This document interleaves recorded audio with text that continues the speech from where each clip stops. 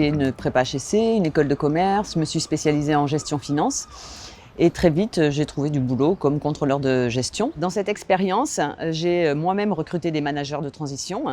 Et dans ces managers de transition, j'ai croisé le chemin de quelqu'un qui avait fait la formation Audencia et qui m'a dit « Alors Fabienne, la boîte dont tu rêves, c'est Cara ».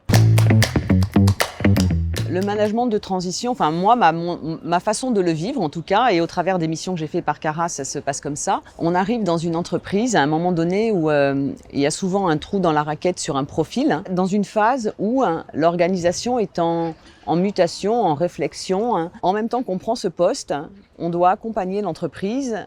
Enfin en tout cas moi, le sentiment que j'ai, c'est que j'accompagne l'entreprise, les équipes avec qui je travaille, dans la construction de l'après, de ce qui va permettre d'installer une pérennité de l'organisation, une pérennité d'un projet. Cette notion de l'accompagnement, cette notion de l'attention à l'autre, cette notion de préserver une relation qu'on va construire dans le temps et qui va nous permettre d'exceller dans un objectif qu'on cherche à atteindre. C'est ça que j'aime. Chez Cara, il y a à la fois l'attention de l'individualité, de ce qu'il est, de sa singularité, et en même temps l'expression de cette singularité dans un collectif. Et c'est ça qui fait grandir le collectif, la singularité de chacun. C'est passionnant, c'est ce que j'aime et c'est ce qu'on essaye de mettre en place en entreprise. Voilà.